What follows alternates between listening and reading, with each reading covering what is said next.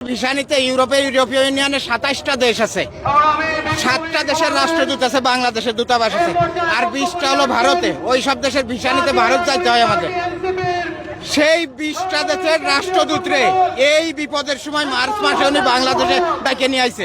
আর বাংলাদেশে ছিল 7 জন, 27 জন রাষ্ট্রদূতরে এক জায়গা করে ঢাকায় বসে মিটিং করে উনি বলে দিয়েছে আমরা ইন্ডিয়া যাবো না আর ভিসা নিতে, আপনাদের বাংলাদেশ থেকেই দিতে হবে।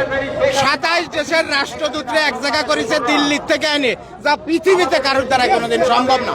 সেই কাজটা উনি করে দেখাইছে। জাতিসংঘের মহাসচিব এসে 4 দিন ঘুরে বেড়ায়, নামাজ পড়ে, রোজা রাখে, শুনিছেন কোথায়? এগুলো পারিছে কেউ?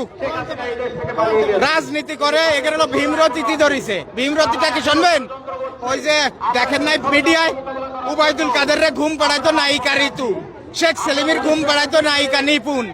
এগেরও ভীমরতিতে ধরিছে। তাড়াতাড়ি মন্ত্রী হওয়া দরকার, এমপি হওয়া দরকার, ওই পুলিশে গাড়িতে ফিলা করবে, ফিলা করলে মাগি মানুষ সব এসে জুটে যাবে, সামনে সব নায়িকারা এসে আশেপাশে করবে।